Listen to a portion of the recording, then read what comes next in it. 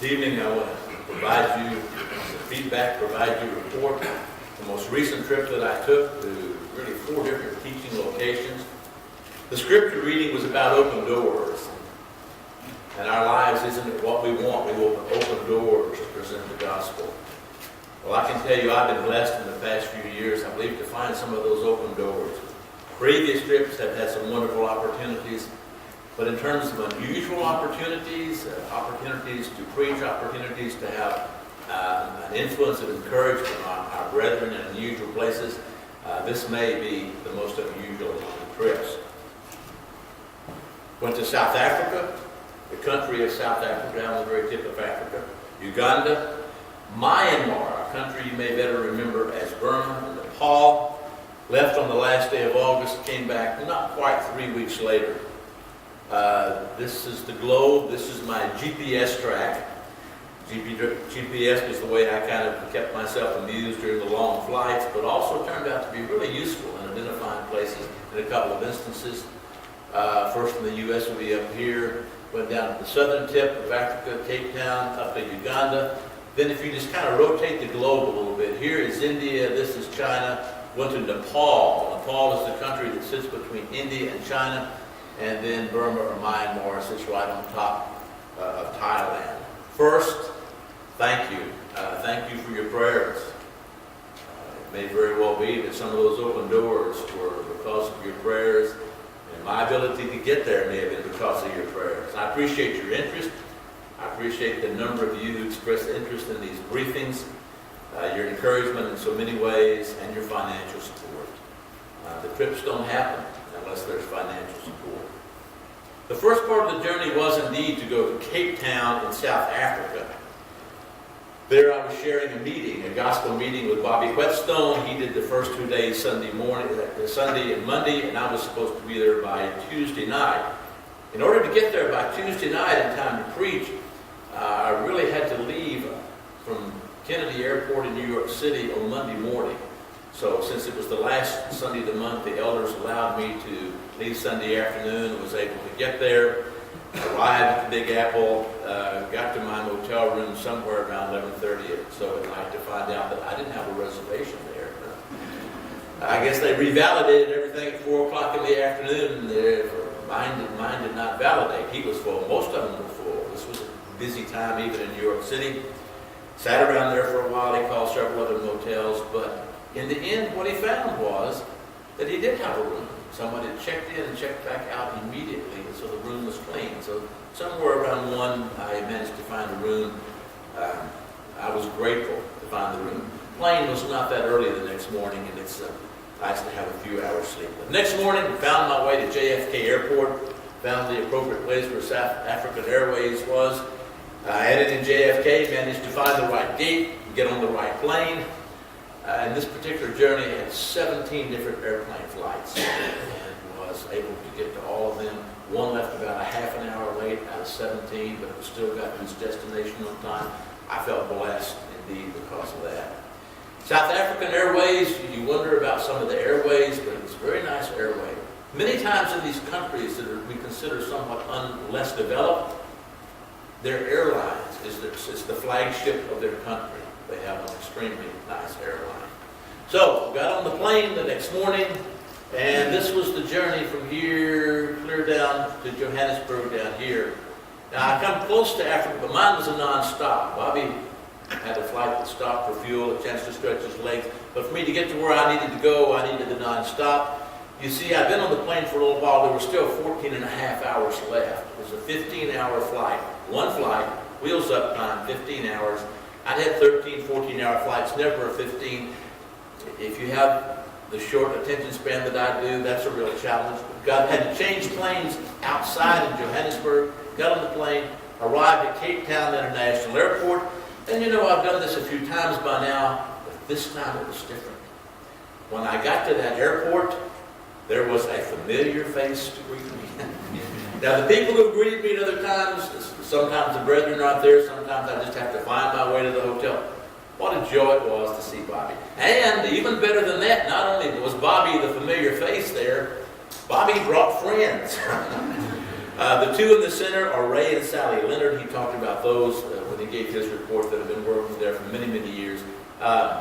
Cape Town, South Africa is an extremely difficult place to work. There are a lot of political and social tensions that exist in that area. We probably owe a special debt of gratitude to those two who have been there for so long. The other two on the left, Terry Martin and Brenda, were the ones who were our hosts during the time. And indeed, got there sometime Tuesday afternoon, 2, 3 o'clock, in time to preach. Had a good song leader at least.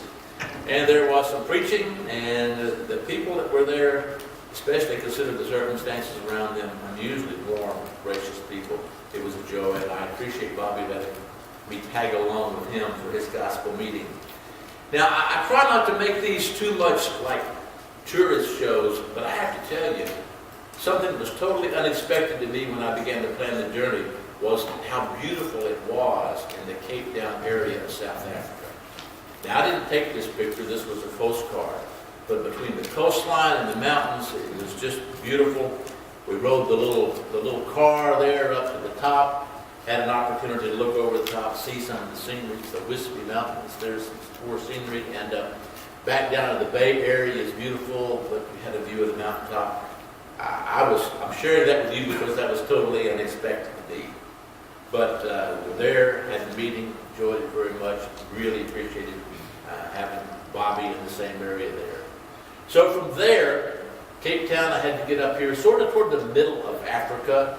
Uganda, Entebbe Airport is the main airport there. Got on the plane to Johannesburg and the one to Entebbe, arrived there 10, 11 o'clock at night, and they were screening people, they were giving people, antiseptic wipes for their hands. This was a couple of months ago.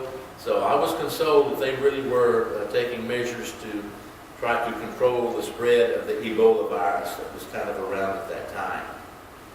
But managed to get to Entebbe, and the next morning the brethren from Uganda had come the 6-7 hour bus ride across to meet me there at my hotel by the airport, and it was a pleasure to get to know them. The one standing closest to me, this is Mbusa, that was the one that I had corresponded the most with. This is Jeremiah over here, this Matty James, and they were there to make sure that I got where I needed to go, and that was, I'm not sure I would have been able to negotiate without them. It was very difficult.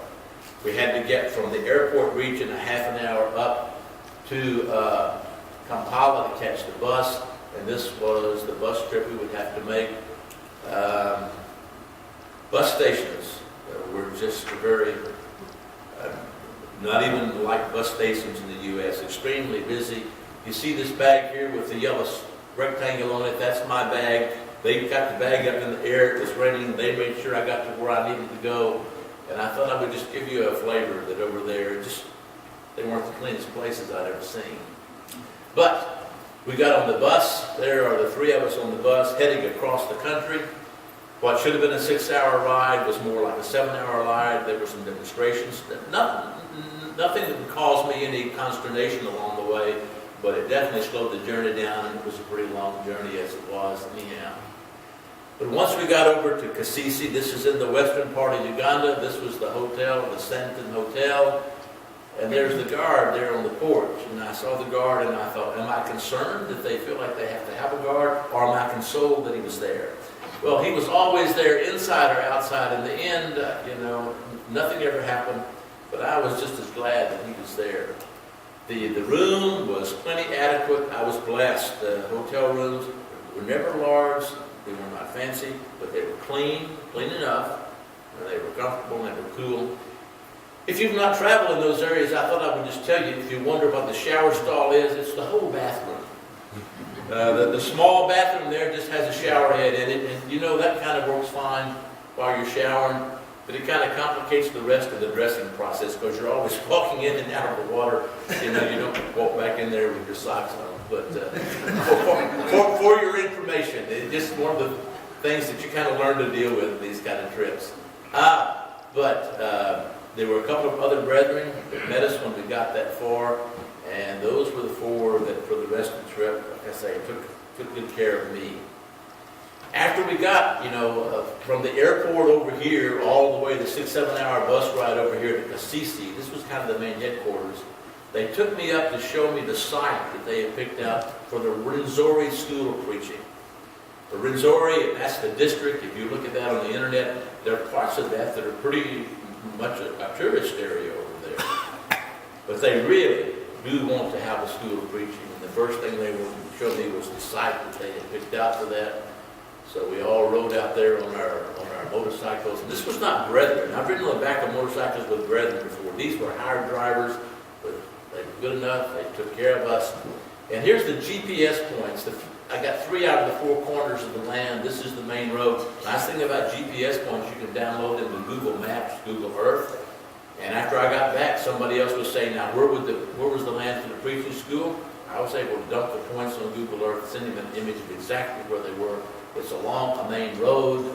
That's not Mill Corn, that's the northern corner of the land. The land starts the inland. I was able to verify with the GPS the dimensions. They knew how many acres they were supposed to be getting. I could do 2 or 3 points and figure out the area. So it wasn't just a toy. It was actually useful. And the area where they want to build the school, it's just beautiful. Just a beautiful part of the country. This is primarily the area. There's Jeremiah that's there. And this is a part of the property on this side of the dirt road that went further back. They need $16,000, and they're in the process of trying to raise that. I believe they've got the support. There are 20 congregations, about 18 in the western part of Uganda. There are a couple that are over the border in the Congo, and they say they have 12 students waiting. They have a grand design for some sort of school there. It seems very, very ambitious to me, but we can certainly wish them well in that endeavor. There were other hints along the way that there is a lot of interest in the gospel in that part of the region, that part of the world. Now, I might mention that these men that I've been showing you, 3 of them have been to preaching schools. There are a couple of preaching schools in different parts of Uganda. 2 went to one of those schools, 1 went to the other one. They're 6 or 7 hours away. It's a long ways away. Transportation is not easy.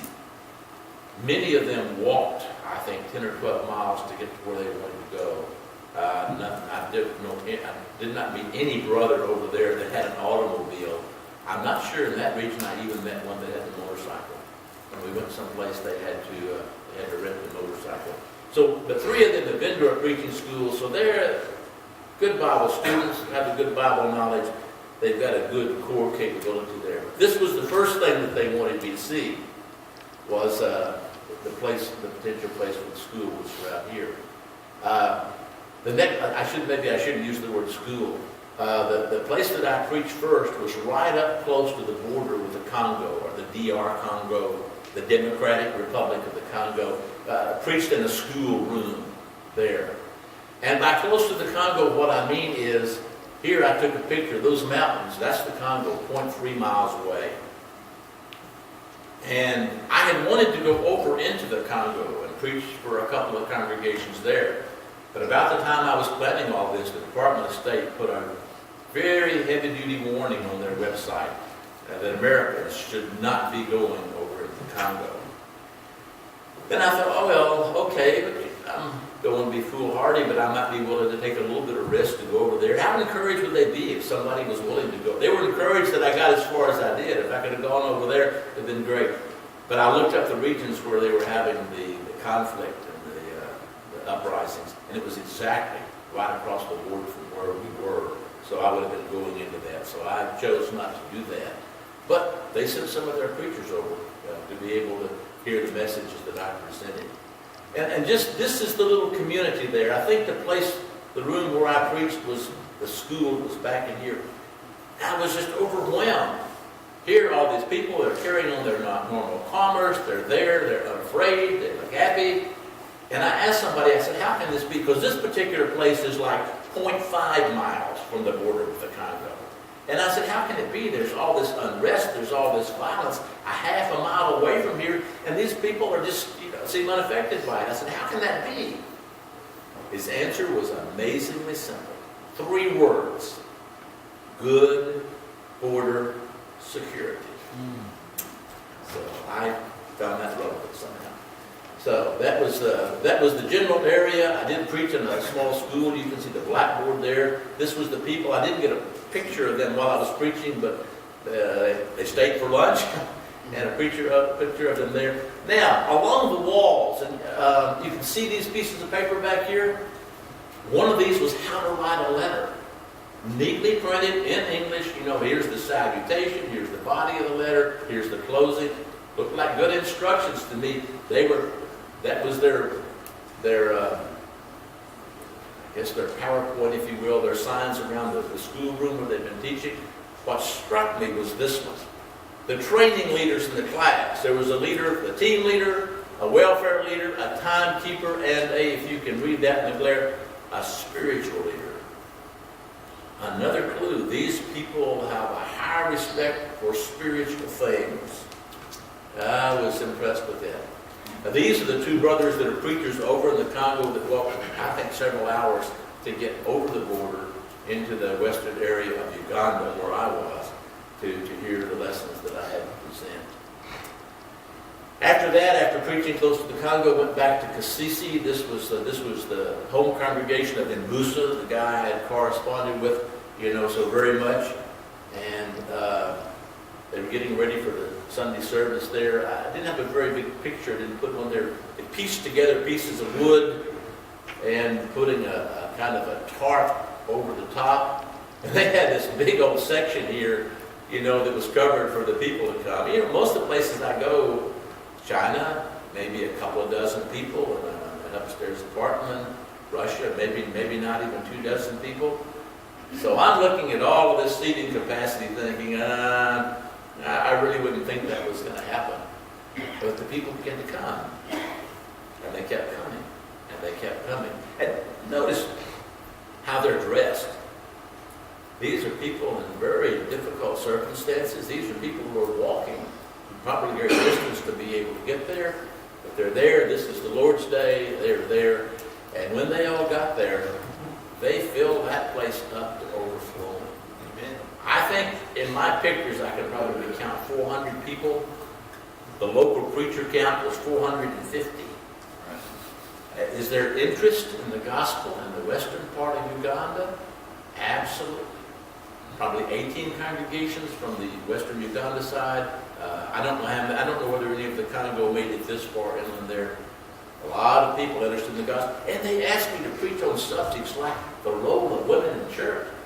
And I finished the sermon and I asked them, I said, is that about what they would expect? He said, that they are right down the road with that.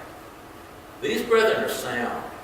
These brethren are courageous. I believe some of those brethren I know that a lot of the brethren in western Uganda are more error intolerant than a lot of the preachers are in the U.S.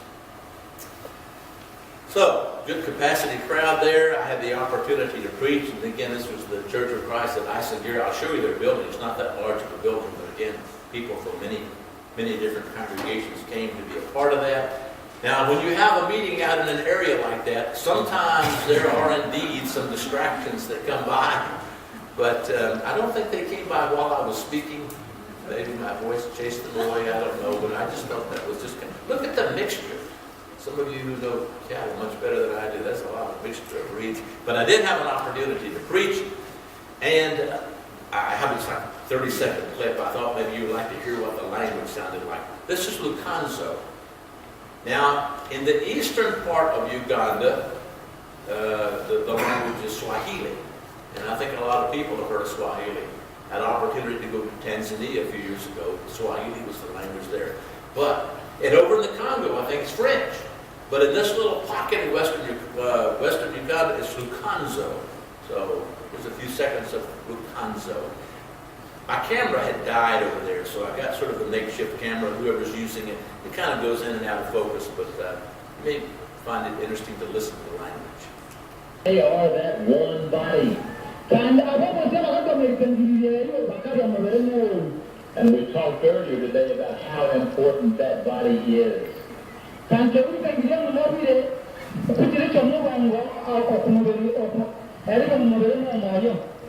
body is Christ's body of believers. That is the one body that he saved.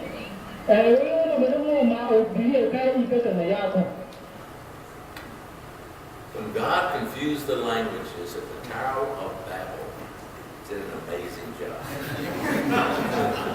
I've been privileged. I think now I've been translated into over a dozen languages. And let me tell you, there's not many of them that sound like English. I thought you might like also, there were a couple of people who responded that were going to be baptized. I'm sure it was a lot more to teaching because of the teaching they previously had than my sermon or so. But I thought you might like to see the baptistry. Now, the problem with this baptistry is, first you have to dig enough rocks out of the bottom in one place to make a hole that's deep enough to baptize somebody in.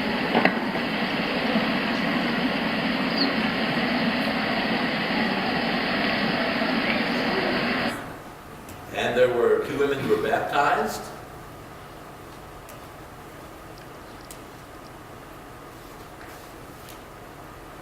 And since this was the congregation, was kind of the home congregation of some of the people who've been taking care of me, there is one of them with his mother. That's Jeremiah, I think. That's Joseph. That's Joseph with his mother. There's Jeremiah with his bride-to-be. And since I left there, they've gotten married. That's married just 2 or 3 weeks ago. And there is Mbusa.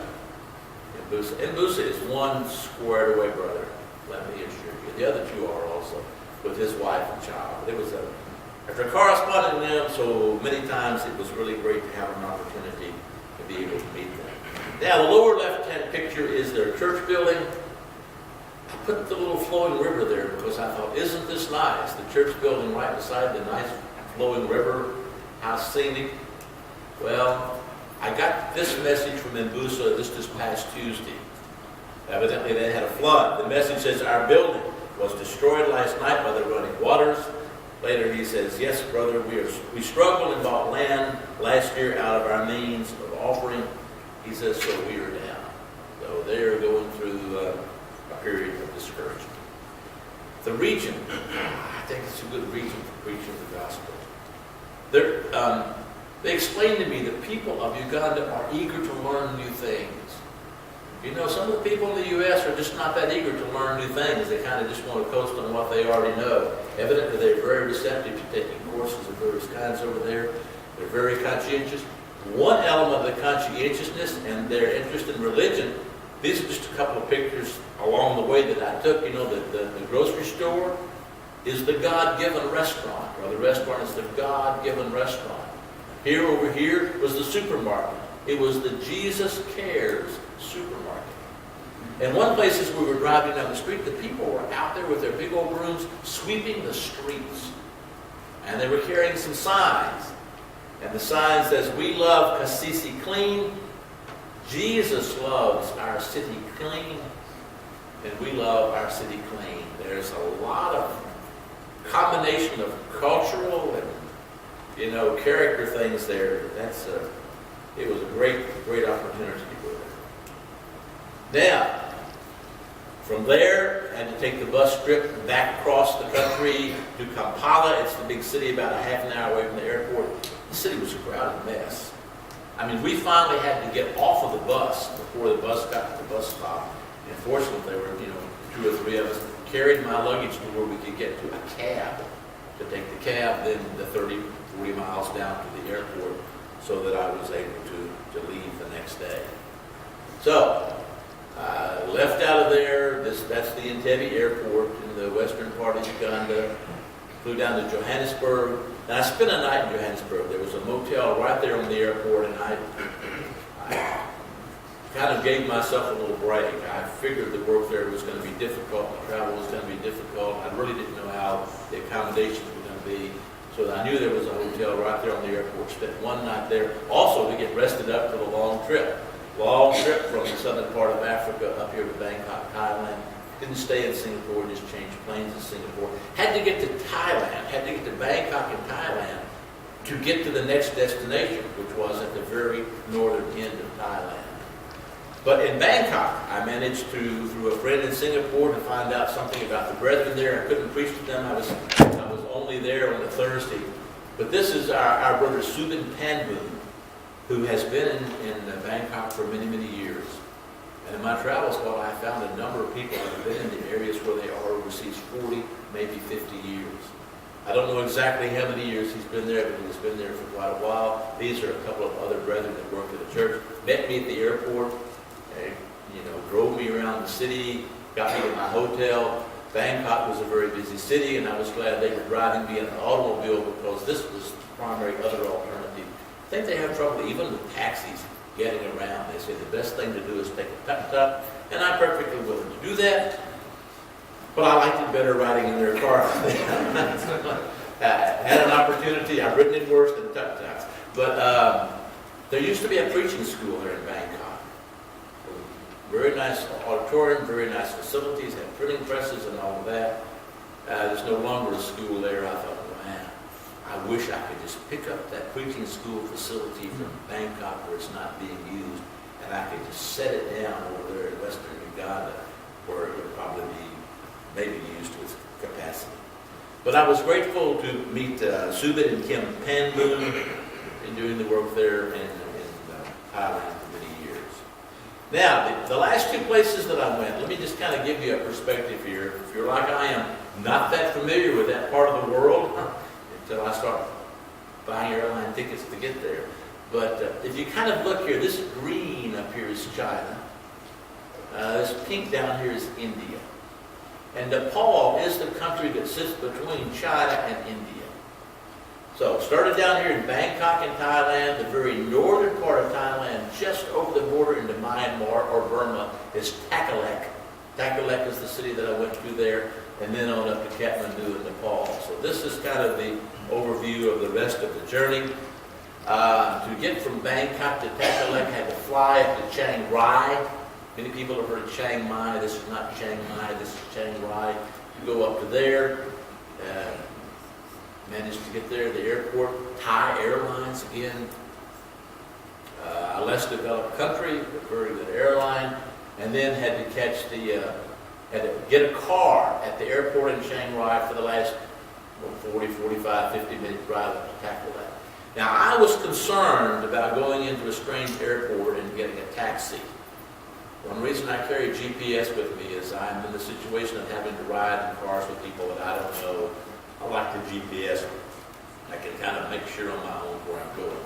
But this was made much easier for me for this reason.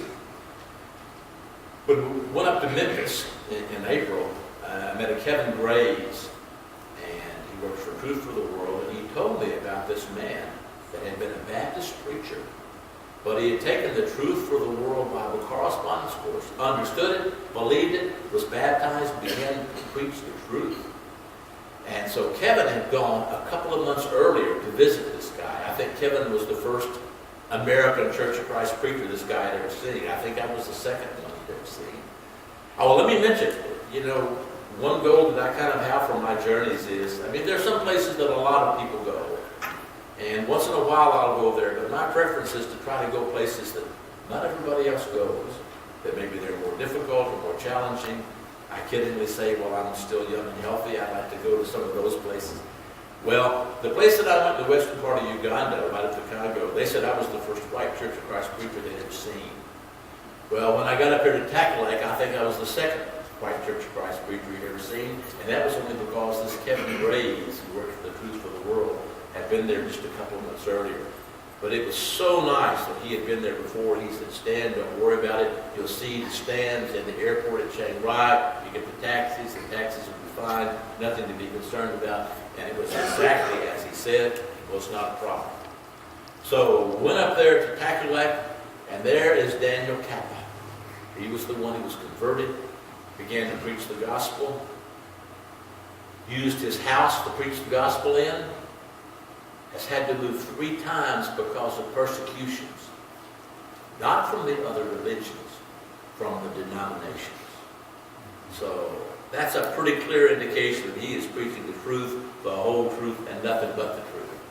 But from the Truth for the World study, he learned the truth and began to teach the truth. So he came across the border into the northern part of Thailand, a couple of 100 feet, met me, helped me through the border, have an interesting looking border arrangement there. It's kind of interesting because in Thailand they drive what we would say is on the wrong side of the street. They drive on the left side of the street. Well, in Myanmar they drive on the right side of the street. So where the two lanes meet, you have people going head to head. But they seem to have sorted that out, and they had this very nice looking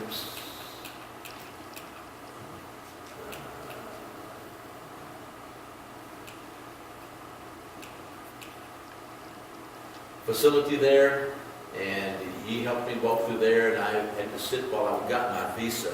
This is one of the places where you can actually get a visa once you get there. It's always kind of iffy. I went ahead and got mine in advance going to Uganda. I didn't want to get there and not be able to get in. But sat there, even took a picture of the officials that were processing my paperwork, and then walked across the rather murky-looking river there that divides between Thailand and Myanmar. And of course, when we got there, first thing we had to do was find a restaurant so we could sit down and eat. But it was kind of interesting, kind of open kind of a restaurant. Was able to eat some of the food there. As you know from my other reports, I'm extremely cautious about eating the food, but there were a number of places there. Felt comfortable eating the food.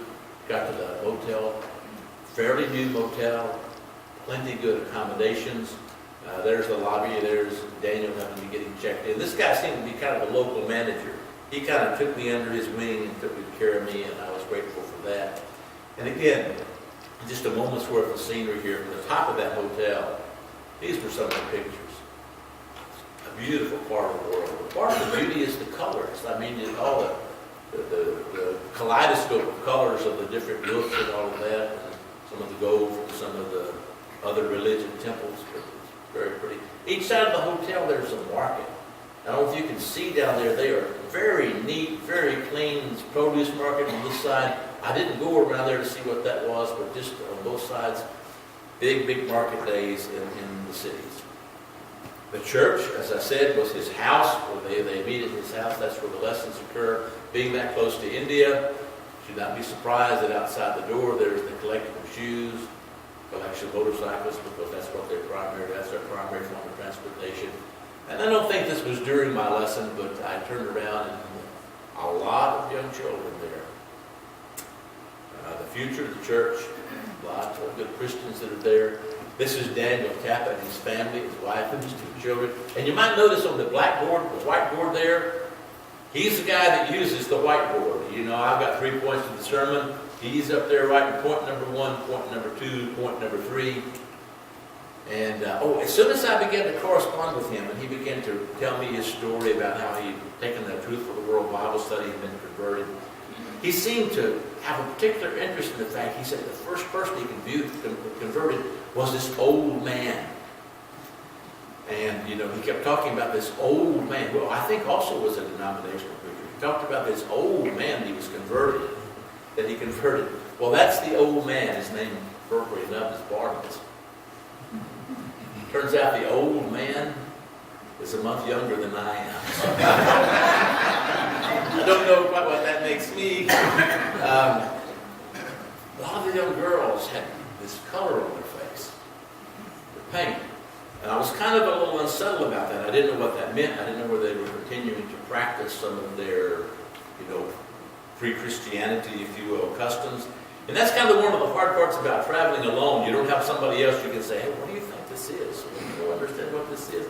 So if you're there, if I'm there, if I see something, I feel like I have to say something. So I asked them about it. They said, oh, no, it's nothing religious. That's just a part of the way they make up, part of dressing up. They put colored paint on their face. And I thought, man, that's really strange, isn't it? Women putting colored paint on their face. And then I thought, oh, no. Wait. We do that too. It just happens to be a different color paint. But again, congregations there seem good. Lots of young people coming along. I think we feel good about the church there. Had an opportunity to preach again. This was one of those occasions, probably more like a couple dozen people on and off that were there. Had a chance to preach to them. And this is Burmese. So I thought you might like to. They may call it Myanmar now, but they still keep the old name when they refer to the language. Used to be Burmans, Burmese. You might like to hear some of that. They know that we come together as Christians to worship. That brings glory to God. ကျွန်တော်တို့ဒီနေ့ဒီတိုင်းမှာဝတ်ပြုဖို့ဆူရင်းတဲ့ဆူတောင်းတဲ့ချီးမွမ်းတဲ့ခြင်းဆူခြင်းအပြင်မယုံကြည်သောသူတွေကသူကဘုရားကိုပြုခဲ့တယ်ဘုရားရှင် When we do good deeds to other people, that can bring glory to God. သူတော်ဘာရှင်မှာကောင်းတော့ရှင်သာကိုပြတ်သားခြင်းလွတ်ဆောင်ခြင်းအပြင်လည်းဘုရားရဲ့ဘုန်းတော်ကိုသင်စားခြင်းဖြစ်ပါလေ And because of all the problems with the persecutions, he was looking for some property a little bit further out from town that maybe he wouldn't have so many close neighbors. And I think some of the folks in the Memphis area are helping him purchase the property. And again, I got another motorcycle ride. But this time you will notice I've got my helmet on. They've provided me with a helmet. And again, the GPS, I did the GPS for the corners of the property. And I think he had misunderstood which corner markers were his. And I was able with the GPS, to compute the distance between them. I think he was getting a little more property than we thought. So, that was in Takalak, in Myanmar, or what we might call Burma. From there, I had to move on to Nepal. I caught a plane from there to Kuala Lumpur, Malaysia Airlines, and from Kuala Lumpur on to Kathmandu. Got to Kathmandu late at night.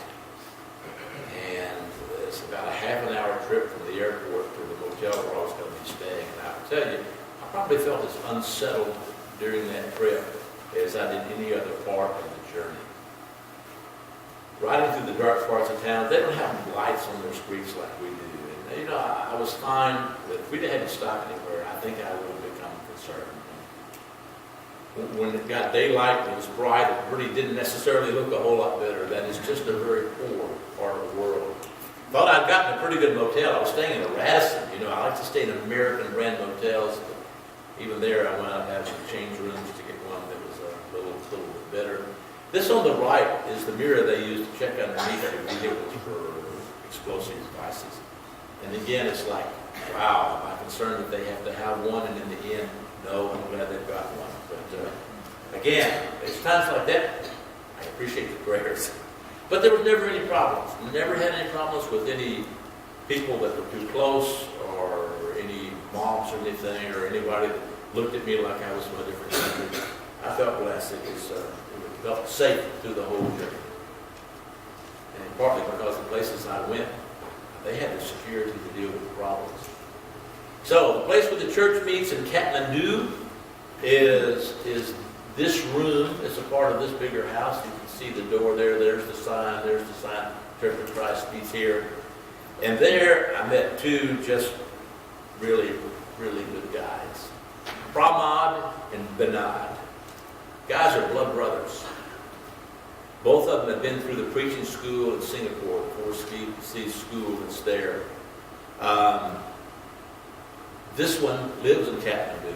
Pursuing his education, it's like something like a master's level. Now he's going toward an advanced master's level. I think he's planning to go on up the chain. Very competent, very good guys, very bright.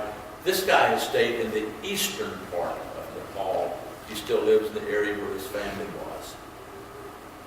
But what happened was, when they learned I was coming over, they asked for some transportation funds. And what they did was, they brought people from 13 different congregations across central and eastern Nepal into the area where I was. The first times that I was there, the first lessons were really more of a biblical seminar than they were like a typical gospel meeting. And some of the guys, they explained to me, had to walk 4 hours out of the foothills of the Himalayas to catch the bus to get the rest of the way to the meeting. And when I heard that, I said, I don't need to be over here preaching to you. You all need to be over here preaching to us. If our air conditioner's out, we can't make it 15 minutes to the church building. And you're walking 4 hours to catch the bus. They asked me, we talked about several topics, but they wanted help with evangelism. So I started teaching them my lessons on how to teach somebody, how to teach a prospect.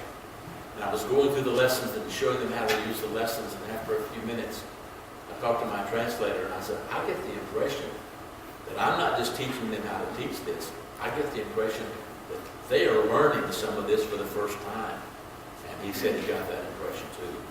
These are good people. They know the fundamentals of the Gospels, but they, maybe more than any other place that I've visited, these people need people like us to go visit with them and just step them, walk them through the fundamentals of the Gospel and the Scriptural back and forth.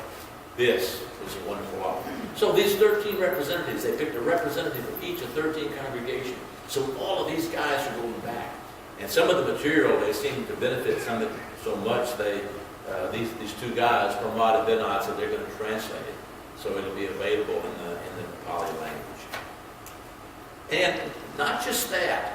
I mean, I was always drawing on the board. You all have been in my classes, so I'm always drawing pictures on the board. And this picture you'll recognize. This is 2 John, must stay within the doctrine of Christ. And you draw a circle out here. This is man-made teaching. That's not within the doctrine of Christ.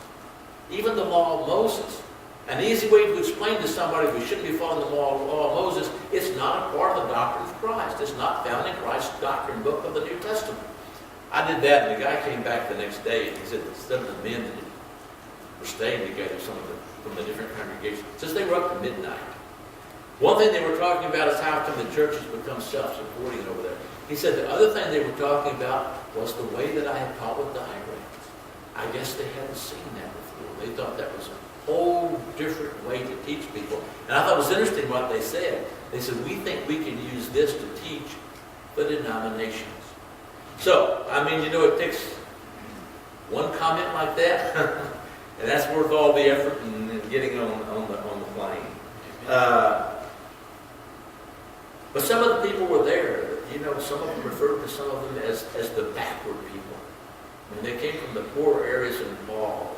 What an opportunity to have at least, several hours of teaching them some of the fundamentals. The Bible says to teach those who are able to teach others also. I think in this trip I probably had more opportunities to do that than ever before. But after the few days of the seminars with the men representing the different congregations, did have a gospel meeting for all, and quite a few people were there. They filled up the room where we were. They filled out the sort of like entry room that was next to it, and people on the outside also. And I thought maybe you'd like to hear just a brief glimpse of the Nepali language. This is Pramod translating for me. It's been a very enjoyable time for me. It's been very spiritually uplifting for me. The only bad part is having to say goodbye.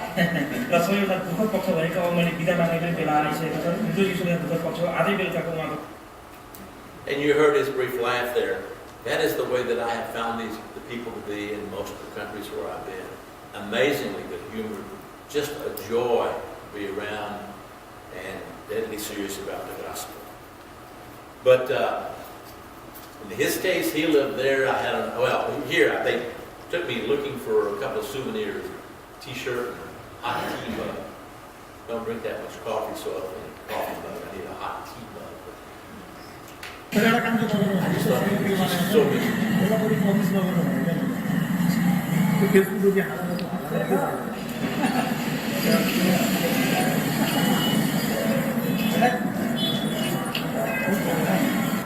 Busy marketplace. Had a chance to go to Pramod's home. Had a chance to meet his family. This is the guy that's pursuing his advanced education. And I've forgotten, but it's like it's in English or it's in languages. Great advanced academic program in helping him preach the gospel. Had a chance to eat with him, and his brother came over. And tell you, those two guys right there, this one in Kathmandu, this one back near his homeland in the eastern part of Nepal. The Lord's kingdom is blessed to have those two guys as part of the work. Well, then indeed it came time to leave, and they gave me the traditional Nepali hat. And you notice I don't have a very large picture of that on the screen, but I did wear the hat. And as we gathered, they let me take the hat off and hold it in my hand. But these were the guys that had to leave early. They had to leave like at 2 in the afternoon to catch the bus to go back to where they went in the Himalayan foothills. And then that night it was time for me to leave and come back. This is the airport of Kathmandu, very much third world looking airport. Amazing contrast. I changed planes. I was on Qatar Airlines and changed planes in Doha. And they have a brand new Ahmad International Airport. And this was like almost midnight there. It looked very much like airport in Singapore or Korea. What a contrast. What a contrast. You can't see the word right there. That is such an important word. That is the word Philadelphia. So when I got on that plane in Doha, that was the one that was to bring me back to the USA. There's the trip. That's my actual GPS track. And when you go south of the equator, you accumulate a lot of miles. I've had a couple of trips that were over 20,000 miles. When I went to Australia, it was 30,000 miles. This trip, adding up my GPS tracks, was 37,700 miles. A lot of miles, but I tell you, for the potential to have influence per mile, this may indeed have been the one with the greatest opportunity. So, thank you again. Together, you and I have not gone into all the world, but we've gone into a few parts of the world. For your prayers, and as I say, there were some times on the journeys, prayers are probably even more important to me than other times. Your interest, your encouragement, your financial support. If you look at the prayers of the Apostle Paul, he prays for open doors, he prays for opportunities, and he prays to do well with the opportunity, to have the courage to speak plainly. And I certainly try to do that when I go. But the prayers for opportunities, in my mind, at least a lot of the time, the past 2 or 3 years, has been, can I find good places to go where I think that there are, some unusual opportunities. And I've been blessed to find those, no doubt. But it occurred to me that the opportunities are not going to be there without the financial support. So a number of you have contributed financially to this trip and other trips, and I greatly, greatly appreciate that. I do try to go to places that not everybody else goes, and I'm grateful for your help in getting to those places. We want to go and want to preach the gospel. But if we're going to do that genuinely, then we have to be people who ourselves have obeyed that gospel. There's a part of obeying the gospel is becoming a Christian, believing, repenting, confessing, being baptized. But that's not the end of it. It's to teach, to baptize, and to continue to teach. We need to continue to teach one another. We need to continue to teach ourselves. When you find people who are willing to go to such extraordinary efforts to hear the truth of the gospel, doesn't that motivate us all the more to take advantage of all the opportunities that we have to hear the gospel? This evening, if there's some here who need to become Christians, I'm glad to help you with that. If you're having some struggle in your life and you think that some of us here will be able to help you, we'd be glad for the opportunity to do that. If either is the case, come forward as we sing. Amen.